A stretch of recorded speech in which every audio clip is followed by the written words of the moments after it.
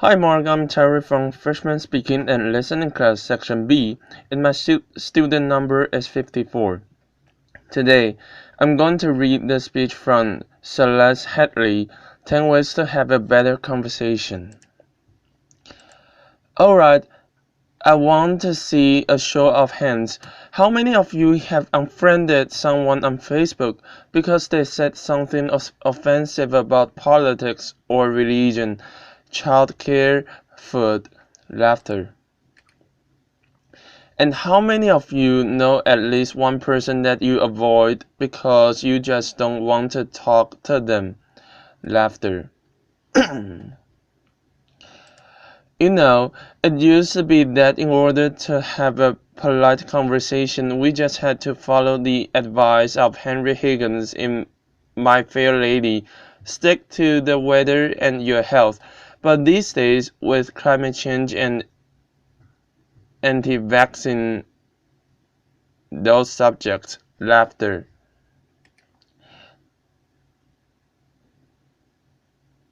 are not safe either. So this world that we live in, this world in which every conversation has the potential to devolve into an argument where our politicians can't speak to one another and where even the most trivial of issues have someone fighting both passionately for it and against it. It's not normal. Pew Research did a study of 10,000 American adults, and they found that at this moment we are more polarized. We are more divided than we ever have been in history. We're less likely to compromise, which means we're not listening to each other. And we make decisions about where to live, who to marry, and even who our friends are going to be based on what we already believe. Again, that means we are not listening to each other. A conversation requires a balance between talking and listening, and somewhere along the way we lost that balance. Now, part of that is due to technology. The smartphones that you all either have in your hands or close enough that we could grab them really quickly. According to Pew Research, about a third of American teenagers send more than 100 texts a day, and many of them, almost most of them, are more likely to text their friends than they are to talk to them face to face. There is this great piece in the Atlantic. It was written by a high school teacher named Paul Barnwell, and he gave his kids a communication project. He wanted to teach them how to speak on a specific subject without using notes. And he said this: I came to realize laughter. I came to realize that conversation competence might be the single most overlooked skill we fail to teach. Kids spend hours each day engaging with ideas and each other through screens, but rarely do they have an opportunity to hone their interpersonal communications skills. It might sound like a funny question, but we have to ask ourselves, is there any 21st century skill more important than being able to sustain coherent, confident conversation? Now, I make my living talking to people. Nobel Prize winner, truck drivers, billionaires, kindergarten teachers, heads of state, plumbers. I talk to people that I like. I talk to people that I don't like. I talk to some people that I disagree with deeply on a personal level, but I still have a great conversation with them.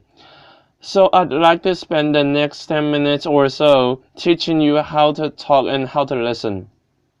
Many of you have already heard a lot of advice on this. Things like look the person in the eye, think of interesting topics to discuss in advance, look, nod, and smile to show that you're paying attention. Repeat back what you just heard or summarize it. So I want you to forget all of that. It is crap. Laughter. There is no reason to learn how to show you're paying attention if you are in fact paying attention. Laughter, applause. Now I actually use the exact same skills as a professional interviewer that I do in regular life. So I'm going to teach you how to interview people, and that's actually going to help you learn how to be better conversationalists.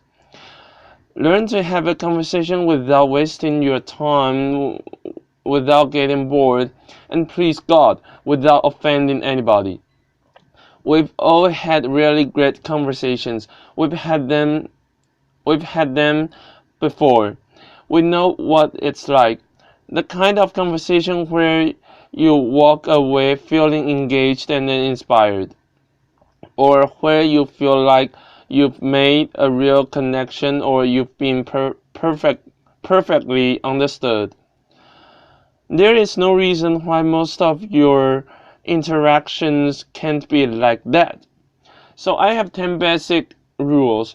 I'm going to walk you through all of them, but honestly, if you just choose one of them and master it, you'll already enjoy better conversations.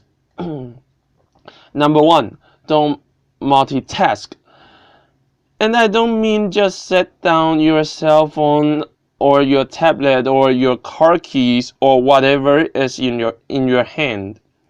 I mean be present. Be in that moment. Don't think about your argument you had with your boss.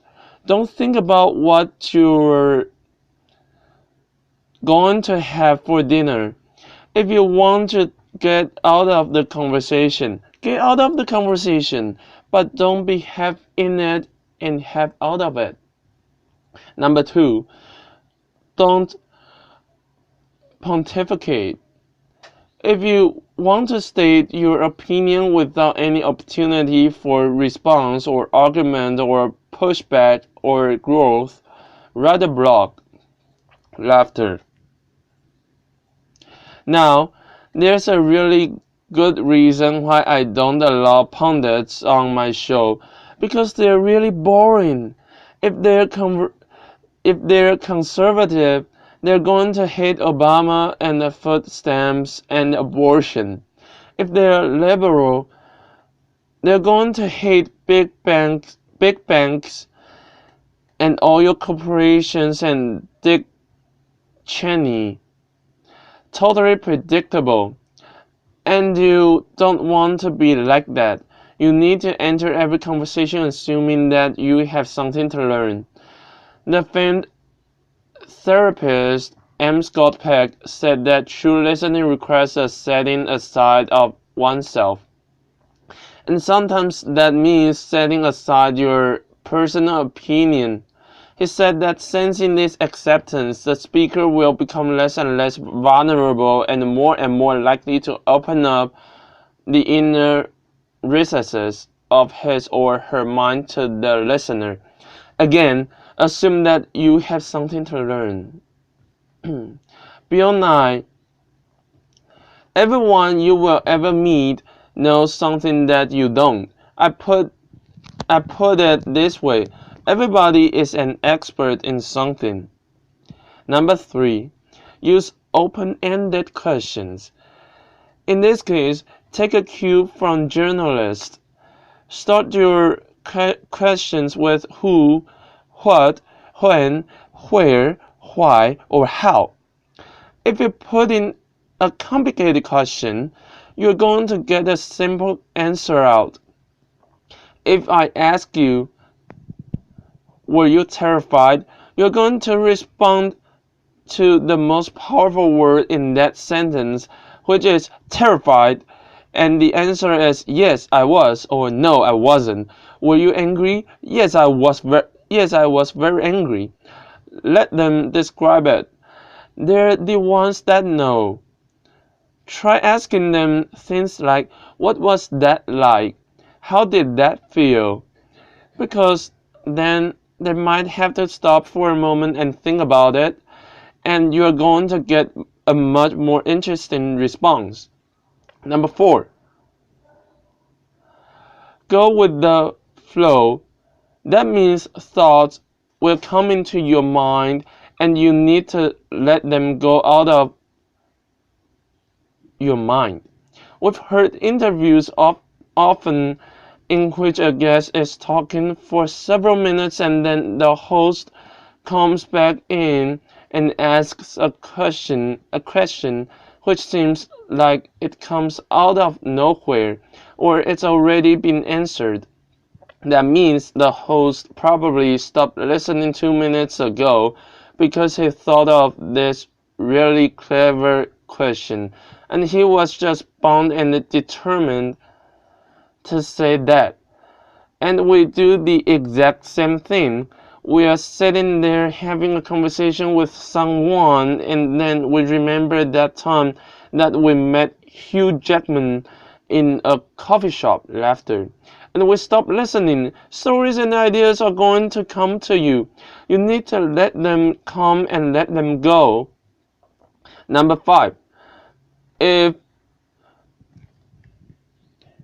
you don't know, say that you don't know. Now, people on the radio, especially on NPR, are much more aware that they are going on the record.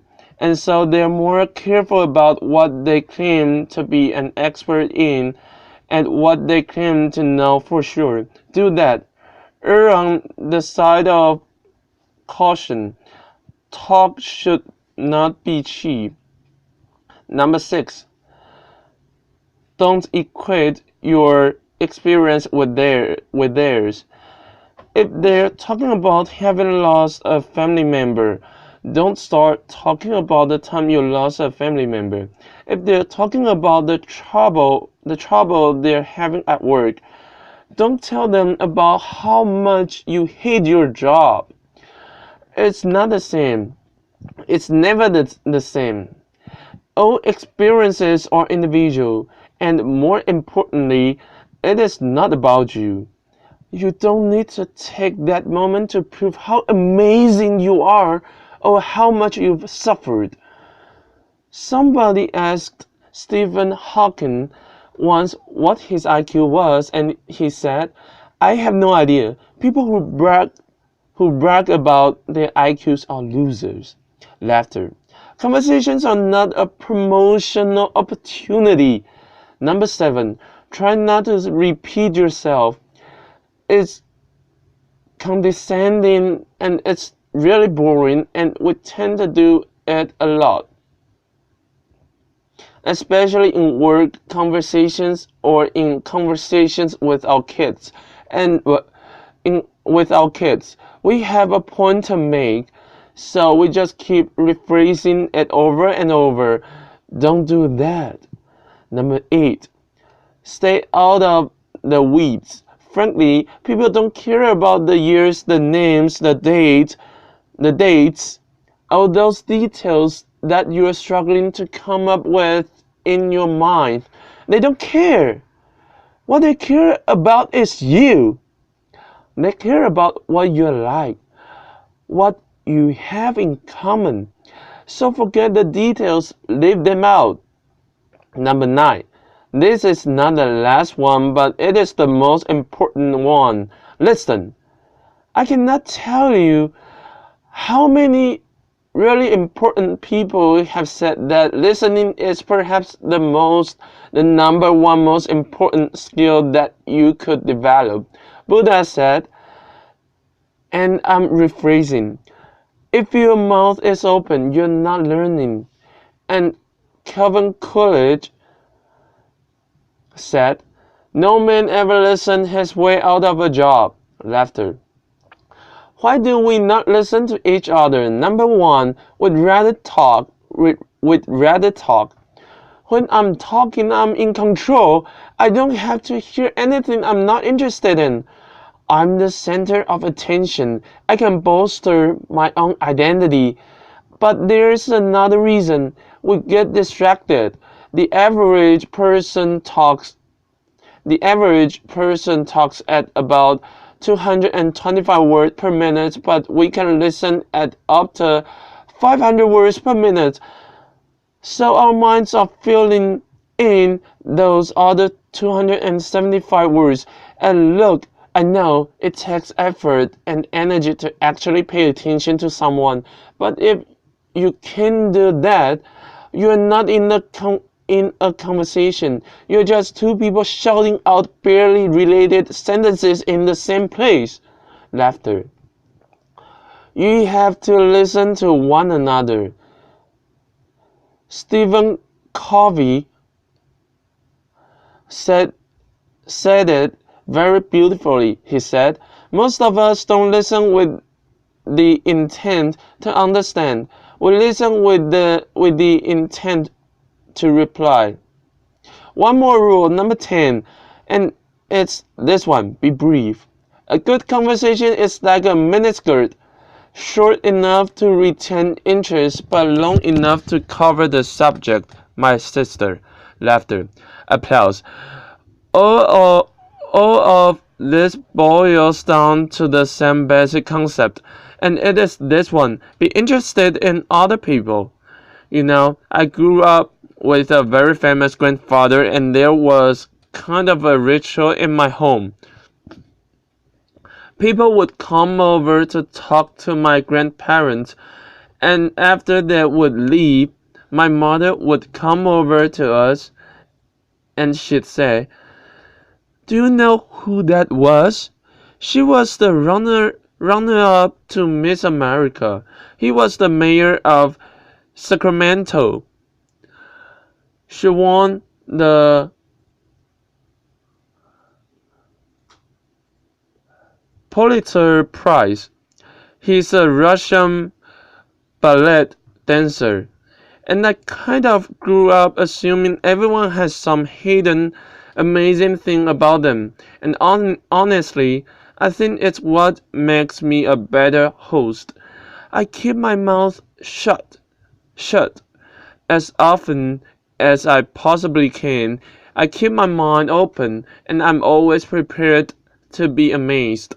And I'm never disappointed. You do the same thing. Go out, talk to people, listen to people, and most importantly, be prepared to be amazed. Thanks. Applause.